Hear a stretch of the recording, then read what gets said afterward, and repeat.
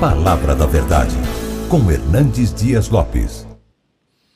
Meus amados irmãos, nós vamos abrir a Palavra de Deus no Evangelho de capítulo 24. Mateus capítulo 24. Fazendo a leitura até o versículo 31.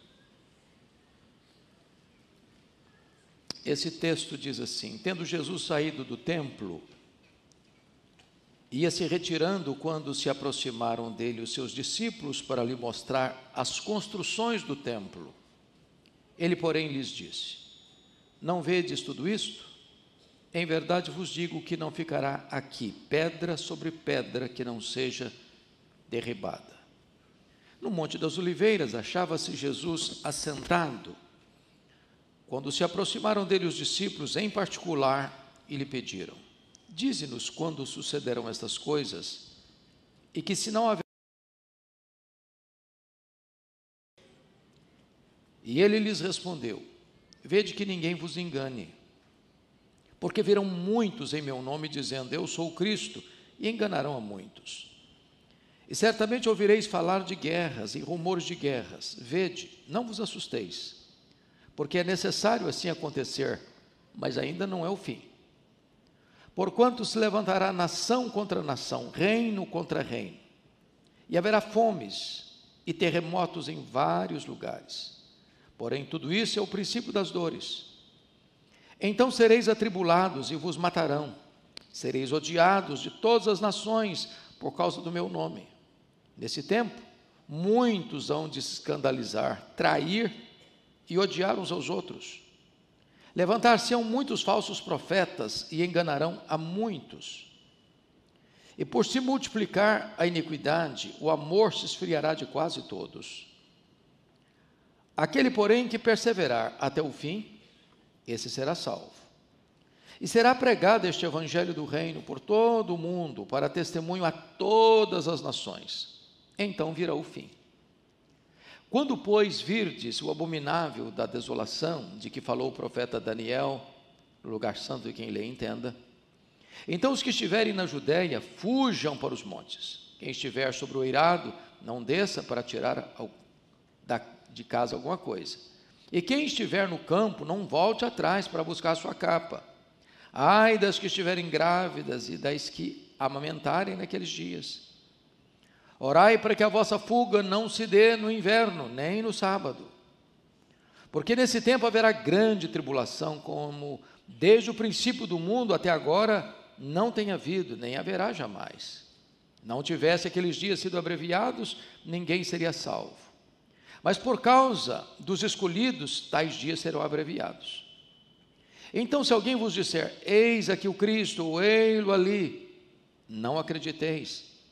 Porque surgirão falsos cristos e falsos profetas, operando grandes sinais e prodígios para enganar, se possível, os próprios eleitos. Vede que vos tenho predito. Portanto, se vos disserem: eis que ele está no deserto, não saiais. Ou ele no interior da casa, não acrediteis. Porque assim como o relâmpago sai do oriente e se mostra até no ocidente, assim há de ser a vinda do Filho do Homem. Onde estiver o cadáver, aí se ajuntarão os abutres. Logo em seguida, a tribulação daqueles dias, o sol escurecerá, a lua não dará sua claridade, as estrelas cairão do firmamento, e os poderes dos céus serão abalados. Então aparecerá no céu o sinal do Filho do Homem. Todos os povos da terra se lamentarão e verão o Filho do Homem vindo sobre as nuvens do céu, com poder e muita glória.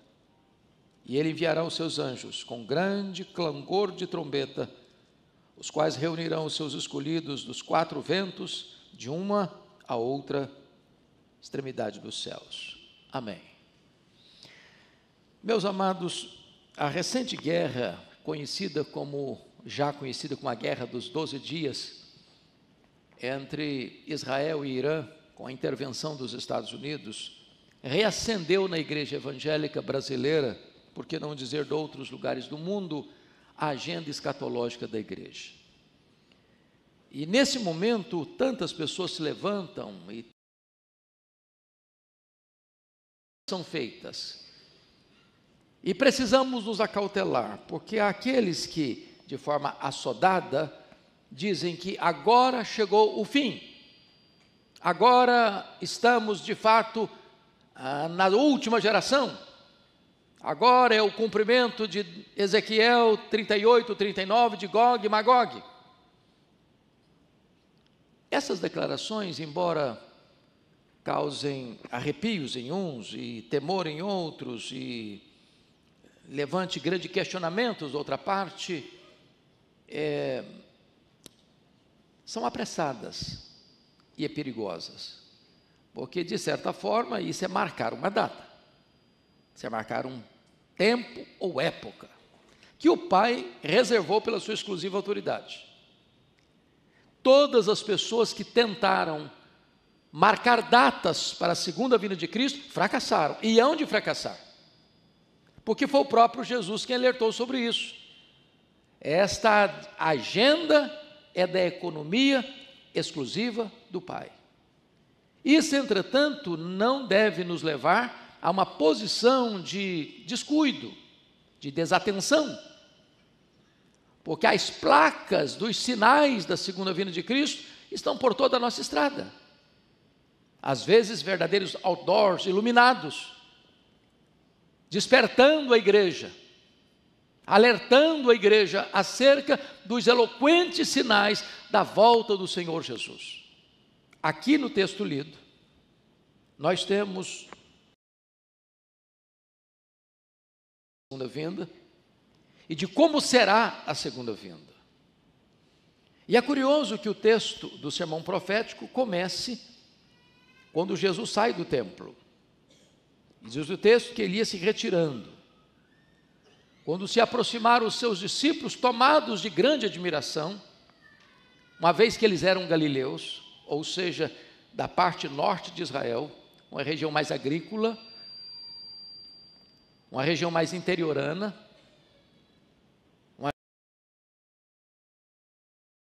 região mais marcada pela influência dos gentios, e eles estão em Jerusalém, na decantada Jerusalém, diante de um dos edifícios mais belos do primeiro século, o templo que foi ampliado e embelezado por Herodes o Grande, uma obra que demorou 46 anos para ser construída, um palácio religioso, suntuoso e belo, magnificente e grandioso, e eles não aguentando tanta beleza contida no próprio coração, exclamam para Jesus: Mestre, vede isto, que pedras, que construções, que arquitetura, que beleza.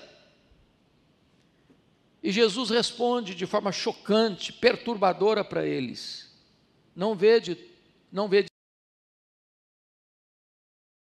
aqui pedra sobre pedra que não seja derribada.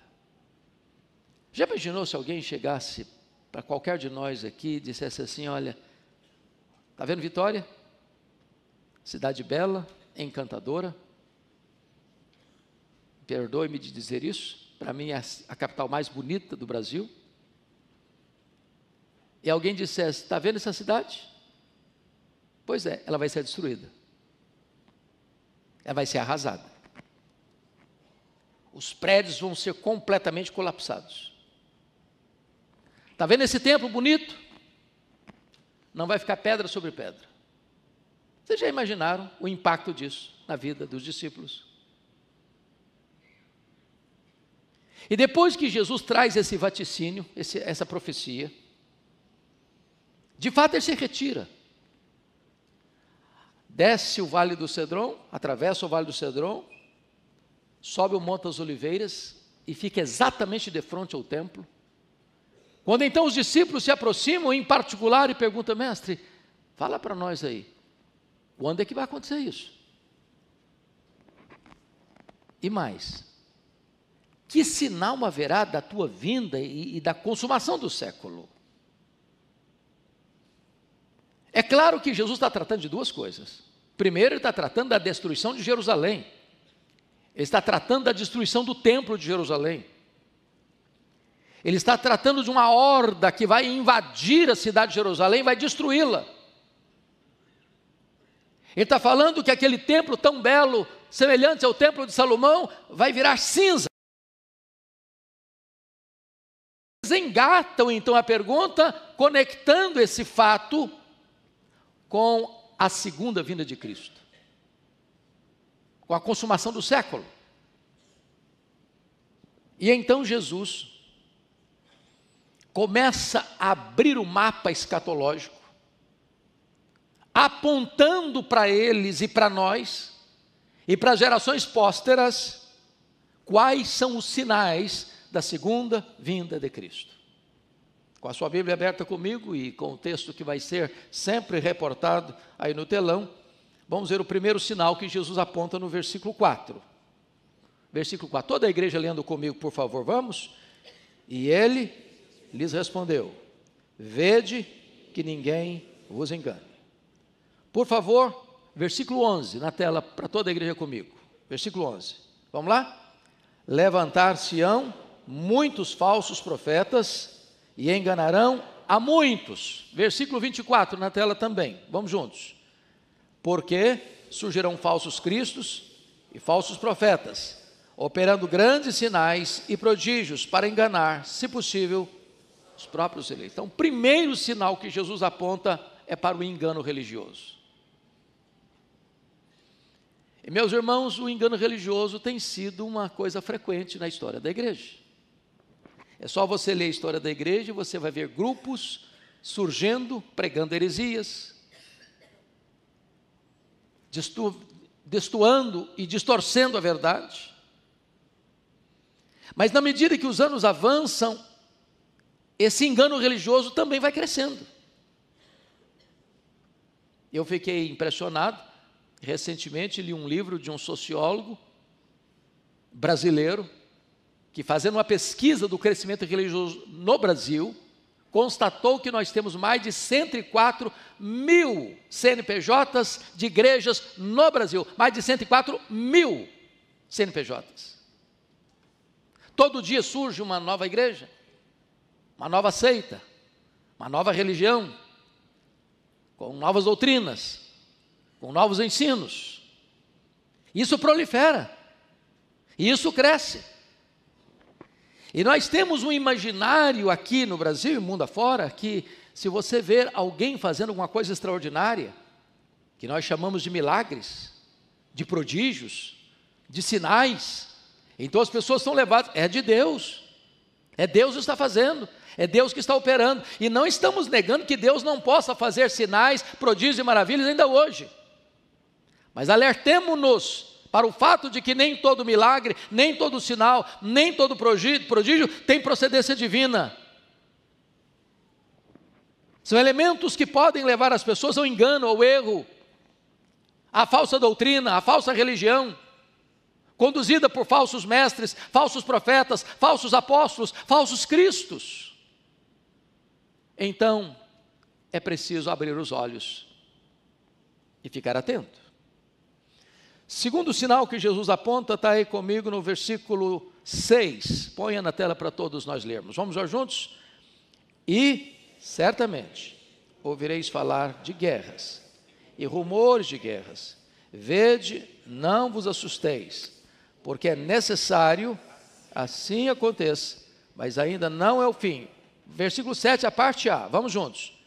Porquanto se levantará nação contra nação, reino contra reino, até aqui. Então, o segundo sinal que Jesus aponta é para as guerras. Bom, mas o mundo é um mundo em guerra desde que Caim matou Abel.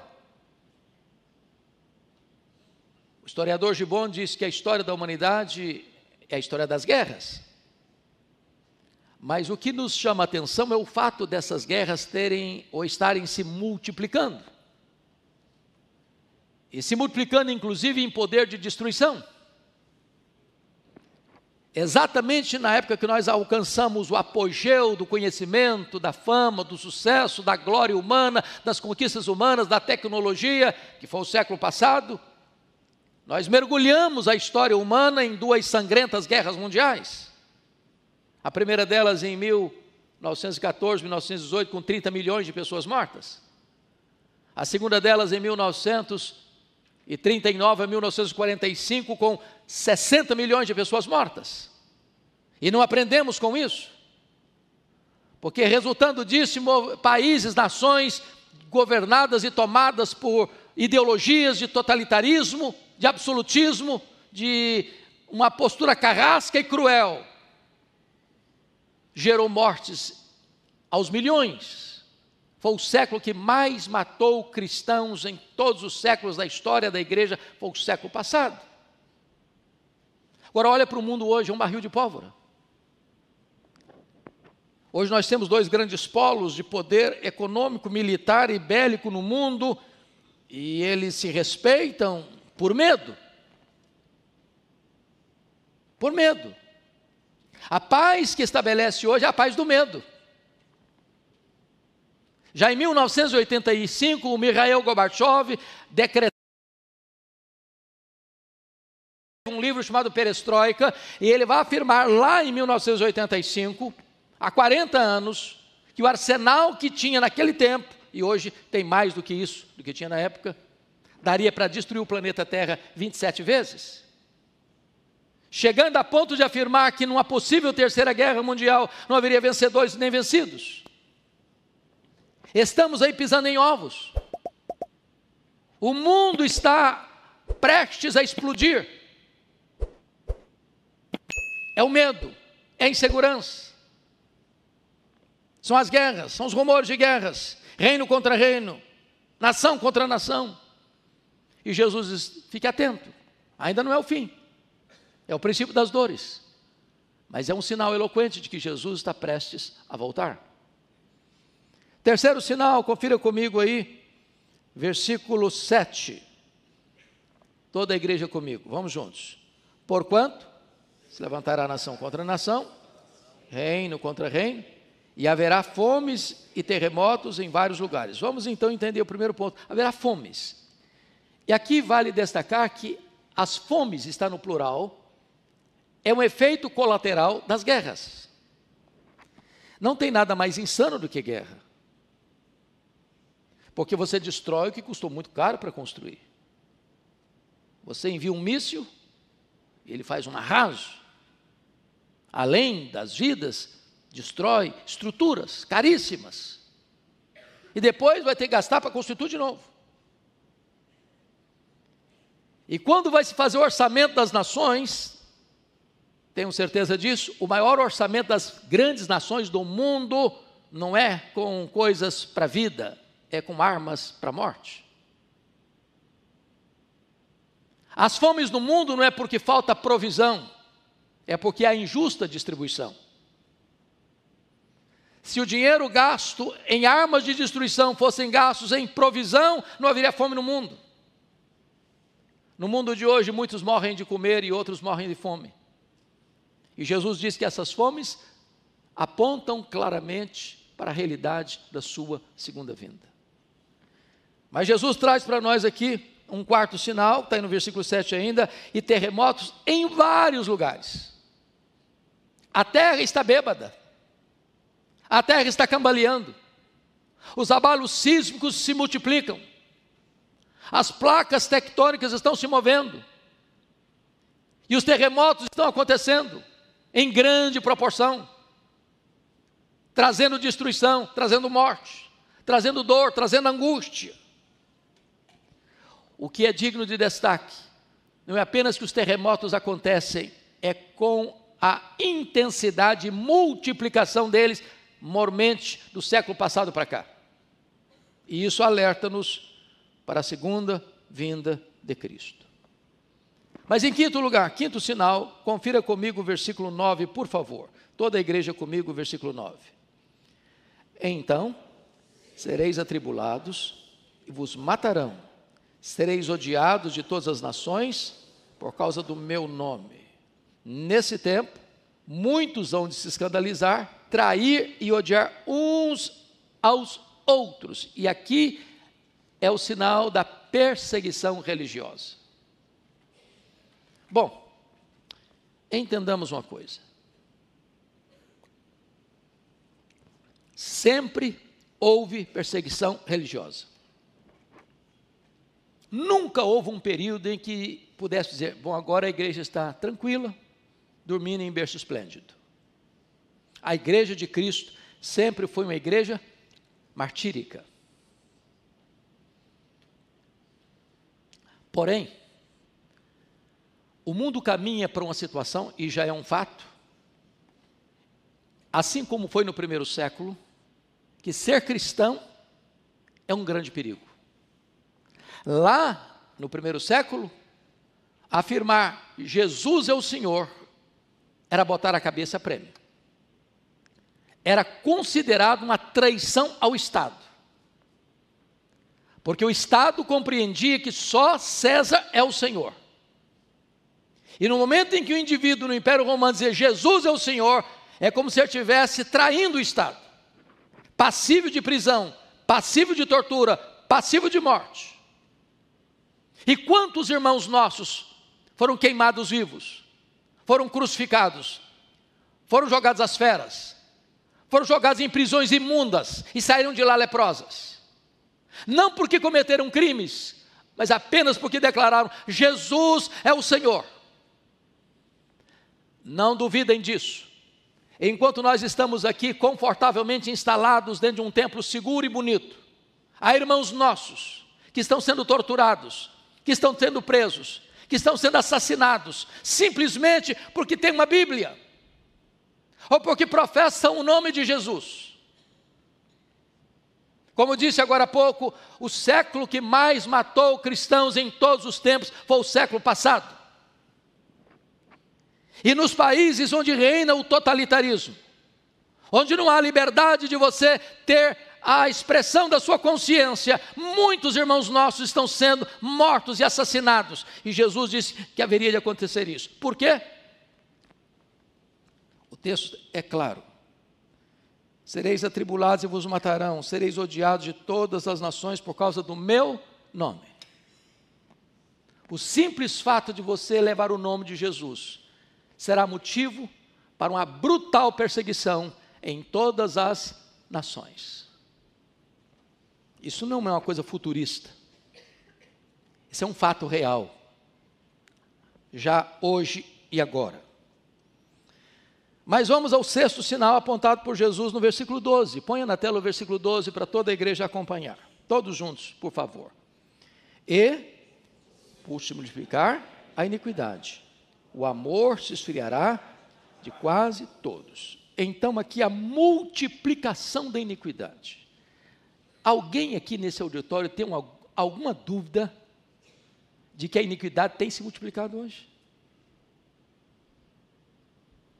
A banalização dos valores morais, a tolerância às coisas escandalosas, a inversão de valores, a sociedade aplaudindo o que deveria ter vergonha e se envergonhando daquilo que deveria receber aplausos. Uma sociedade corrompida, moralmente degradada, a desconstrução dos valores morais, a destruição dos fundamentos da família, a iniquidade não só crescendo, se multiplicando. A palavra é muito forte, a palavra de Jesus. E nós estamos vivendo essa sociedade de ponta cabeça, pelo avesso. Semana passada vi uma cena chocante, e eu não quero entrar no mérito da maneira com que foi feita a visita, mas alguns representantes do Poder Legislativo paulistano foram visitar a mais conceituada universidade do Brasil. E ficaram perplexos de ver venda de drogas, prostituição, cartazes de indução ideológica, numa escola pública, sustentada pelos impostos dos brasileiros. E o que nós estamos vendo hoje é como a iniquidade tem crescido e tem prevalecido e tem se inserido no contexto, na tessitura da nação, cumprindo a profecia de Jesus. A iniquidade vai se multiplicar. Não duvidem disso. O efeito colateral da multiplicação da iniquidade é o amor se esfriando de quase todos. Levam a sociedade hedonista, materialista, individualista, narcisista, que só olha para o seu umbigo. O homem se tornando o lobo do próprio homem. Sétimo sinal, veja comigo o versículo 14, por favor. Vamos ler todos juntos, versículo 14. E será pregado este evangelho do reino por todo o mundo, para testemunho a todas as nações. Então virá o fim. Meus amados, a igreja de Cristo foi encarregada por Jesus, quando discutia a pauta escatológica com Jesus, de restaurar o reino a Israel, e Jesus desvia o foco deles para o campo da missão e disse: não vos compete saber nem tempos, nem épocas que o Pai reservou pela sua exclusiva autoridade, mas recebereis poder ao descer sobre vós o Espírito Santo, e sereis minhas testemunhas, tanto em Jerusalém como em toda a Judeia e Samaria, e até os confins da terra. E a igreja então tem se desdobrado para cumprir essa agenda estabelecida pelo Senhor Jesus. Nós recebemos um missionário em 1859, e pela graça de Deus a igreja brasileira hoje está sendo, e há de ser mais ainda, o grande celeiro missionário para o mundo. Mas eu não tenho dúvidas de que o advento daquilo que nós chamamos das mídias sociais ajuda por demais no cumprimento dessa profecia de Jesus. Porque hoje, enquanto nós estamos reunidos, me permita, nós temos 1.800 pontos de conexões neste culto. Portanto, as pessoas que estão conectadas conosco são talvez mais de 3 vezes o auditório que está aqui reunido. E ao mesmo tempo, nós não estamos limitados apenas à Vitória, mas a várias nações do mundo. Daqui a pouco essa mensagem sobe para uma plataforma de YouTube, e ela pode ter 100 mil, 200 mil, 500 mil, 1 milhão de acessos, mais do que isso, mundo todo. Então, a profecia que Jesus colocou, e que até bem pouco tempo parecia quase que uma coisa impossível, hoje é factível, hoje é possível. O Evangelho tem sido pregado e tem chegado às nações da terra, com a mesma clareza que é anunciada aqui desse púlpito, chegado às nações ao mesmo tempo. Então o Senhor Jesus agora está nos trazendo essa verdade, que será pregado este Evangelho do Reino por todo o mundo, para testemunhar todas as nações. Isso porque Jesus morreu para comprar com seu sangue os que procedem de toda tribo, raça, povo, língua e nação. E este Evangelho está chegando e há de chegar a todos os povos da terra para cumprimento dessa profecia de Jesus. 8º sinal. Por favor, versículo 15. Para nós lermos, 15 até o versículo de número 20, 15 a 20, eu quero que a igreja leia comigo, bem cuidadosamente esse texto, vamos todos. Quando, pois, virdes o abominável da desolação, de que falou o profeta Daniel, no lugar santo, quem lê entenda, então os que estiverem na Judéia, fujam para os montes, quem estiver sobre o eirado, não desça a tirar de casa alguma coisa. E quem estiver no campo, não volte atrás para buscar a sua capa. Ai das que estiverem grávidas, e das que amamentarem naqueles dias. Orai para que a vossa fuga não se dê no inverno, nem no sábado. Tanto Marcos 13 quanto Lucas 21 mostram que esse texto lido está conectado não com a segunda vinda, mas está conectado com a destruição de Jerusalém. Quando é que aconteceu a destruição de Jerusalém? A destruição do templo?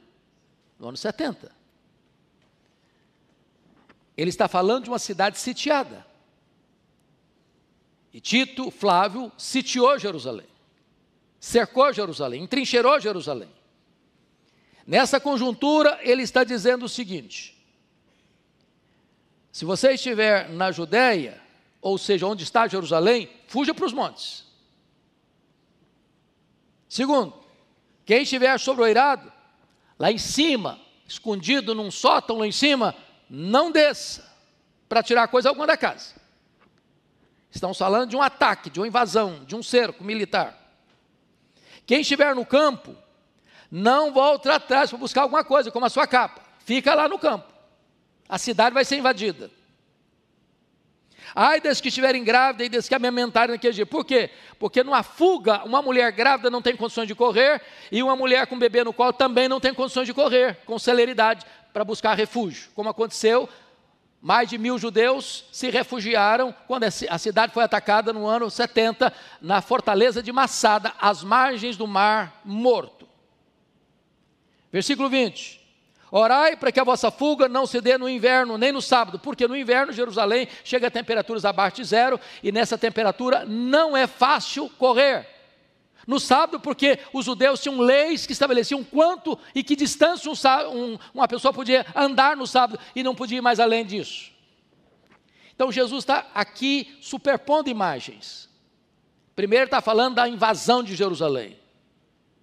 E a invasão de Jerusalém no ano 70 servirá de um exemplo daquilo que vai ser o levantamento do anticristo.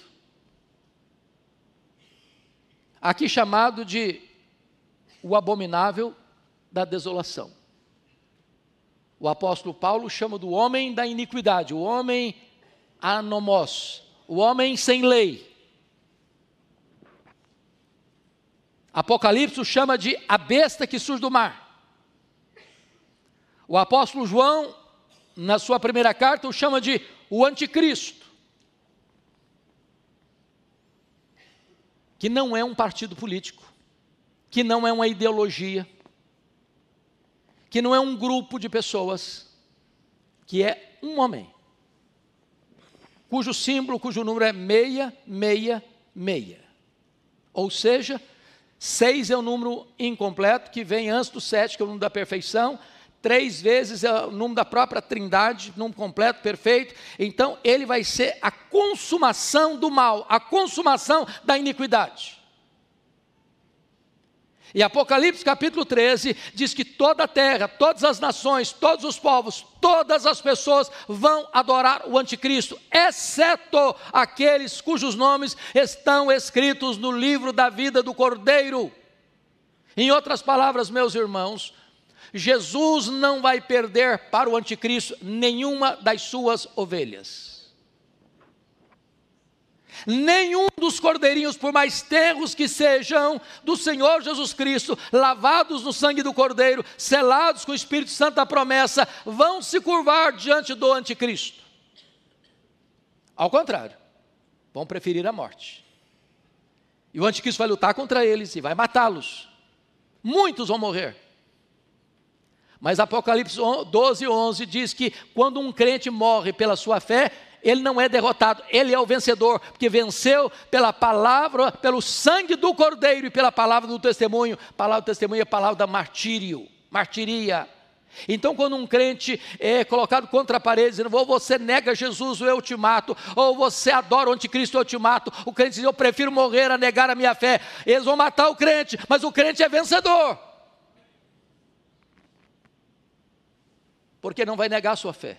Está escrito que, mesmo em face da morte, não amaram a própria vida.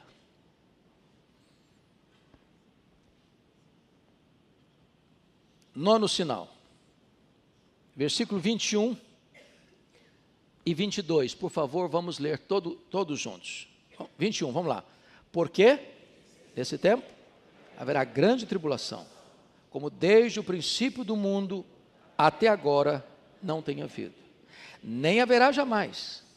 Não tivesse aqueles dias sido abreviados, ninguém seria salvo. Mas por causa dos escolhidos, tais dias serão abreviados. Então vamos entender algo, irmãos, importante. Ele está falando agora do nono sinal, que é a grande tribulação. E a Bíblia usa 4 expressões que representam a mesma coisa: a grande tribulação, a manifestação do homem da iniquidade, que é o anticristo, a apostasia e o pouco tempo de Satanás. Esses 4 termos apontam para a mesma coisa: um tempo de grande angústia, de grande tribulação. É claro que nós temos aqui no Brasil e no mundo fora 4 correntes de interpretação desses fatos. Nós chamamos de pós-milenismo, de amilenismo, de pré-milenismo histórico e de pré-milenismo dispensacionalista. Talvez em torno de 70% a 80% da igreja evangélica brasileira subscreve o chamado dispensacionalismo, que acredita que a igreja vai ser tirada da terra antes da grande tribulação. Ou seja, acreditam num arrebatamento secreto. Porém, parece-nos, à luz das Escrituras, que não é isso que o texto retrata.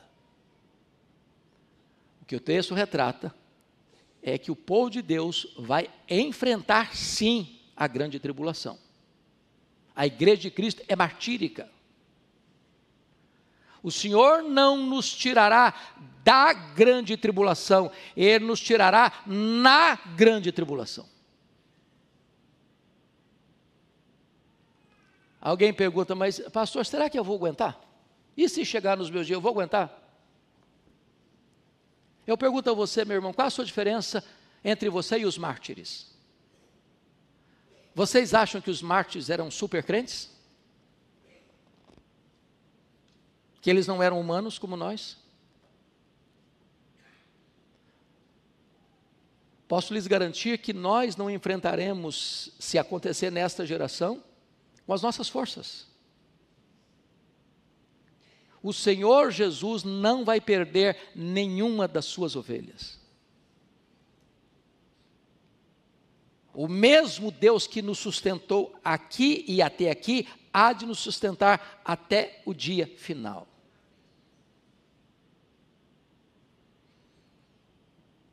Então vem, e eu serei breve, como é que ele vem? O texto responde. Veja você no versículo 27. Porque assim como o relâmpago sai do oriente e se mostra no ocidente, até no ocidente, assim há de ser a vinda do Filho do Homem. Vai ser uma vinda repentina. Você que, como eu, já viu e gosta até de ver, às vezes, uma chuva bem forte, com os relâmpagos riscando os céus, daqui a pouquinho você escuta o ribombar dos trovões. Você sabe que tanto o relâmpago como o trovão acontecem ao mesmo tempo. Você vê primeiro o relâmpago e depois escuta o trovão, porque a velocidade da luz é maior que a velocidade do som. Mas com essa velocidade é que Jesus volta. Na linguagem do apóstolo Paulo, vai ser como abrir e fechar de olhos, num instante, num átomo de tempo. Portanto, não dá para se preparar de última hora. Ou você tem azeite na sua lamparina, ou não haverá esperança para você. Jesus volta, e a oportunidade cessa. Note você comigo o versículo, por favor, bote na tela, versículo 42 a 44, toda a igreja comigo. Portanto, vigiai, porque não sabeis em que dia vem o vosso Senhor. Mas considerai isto: se o pai de família soubesse a que hora viria o ladrão, vigiaria e não deixaria que fosse arrombada a sua casa. Por isso, ficai também vós apercebidos, porque a hora em que não cuidais, o Filho do Homem virá. Então o que ele está dizendo aqui? Que a segunda vinda não vai ser apenas repentina, ela vai ser também inesperada. Vai ser como um ladrão. Eu não mando um WhatsApp para vocês, dizendo, tal dia, prepara um cafezinho, um pão de queijo, que eu estou chegando na sua casa. Ele chega sem aviso prévio. O que esse texto quer nos mostrar é que a segunda vinda de Cristo, meus irmãos, não vai ser um dia óbvio.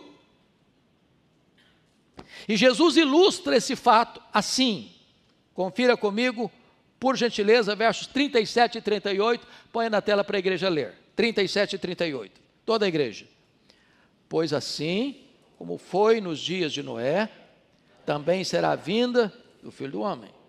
Porquanto, assim como nos dias anteriores ao dilúvio, comiam e bebiam, casavam e davam-se em casamento, até o dia em que Noé entrou na arca, e não o perceberam, senão quando veio o dilúvio e os levou a todos, assim será também a vinda do Filho do Homem. E eu pergunto a vocês, tem algum pecado em comer e beber? Tem algum pecado em casar e dar-se em casamento? Não. O que é que Jesus quis acentuar aqui é que a vida vai estar girando. As famílias vão estar acontecendo. O comércio vai estar aberto, a indústria vai estar funcionando.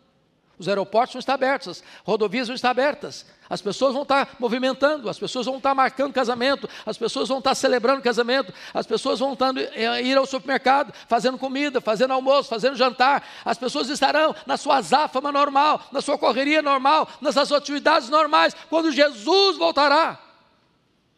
Pegará todos de surpresa. É por isso que Jesus diz assim, você deve vigiar. Você não sabe a hora. Se vai ser à tarde, se vai ser à noite, se vai ser de manhã, o cantar do galo, de madrugada. E eu posso lhes garantir que Jesus voltará à tarde. Voltará à noite. Voltará de manhã o cantar do galo. Jesus está certamente já aqui falando uma coisa que é muito comum da nossa geração, que é o fuso horário. Que se ele voltar de manhã no Brasil, ele está voltando de noite no Japão. Se ele voltar de manhã no Brasil, ele está voltando à tarde na Europa. Então Jesus voltará de manhã, Jesus voltará de tarde, Jesus voltará de noite. Para uns de manhã, para outros de tarde, para outros à noite. Eu não sei o dia, eu não sei a hora. O que eu preciso estar é preparado para a gloriosa volta do Senhor Jesus.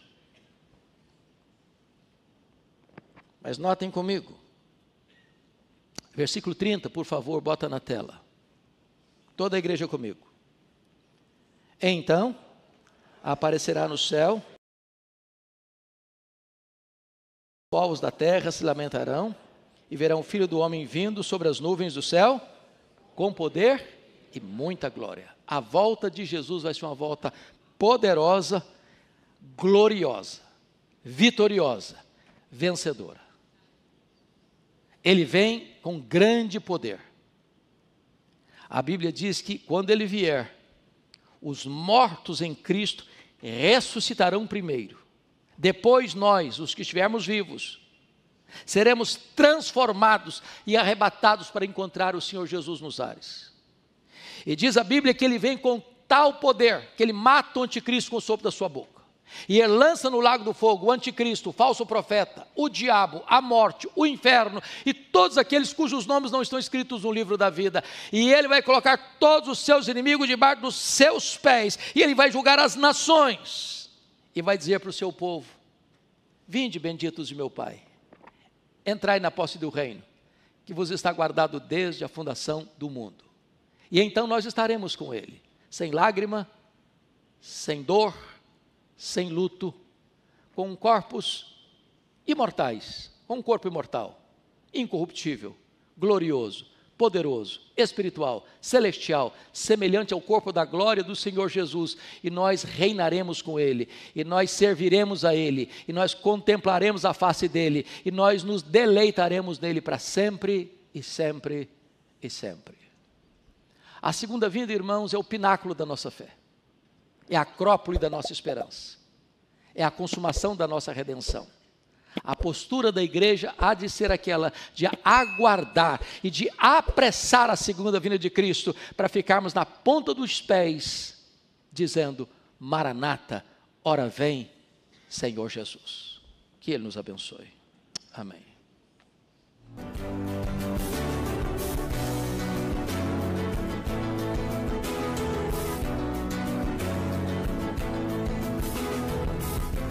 Palavra da Verdade, com Hernandes Dias Lopes.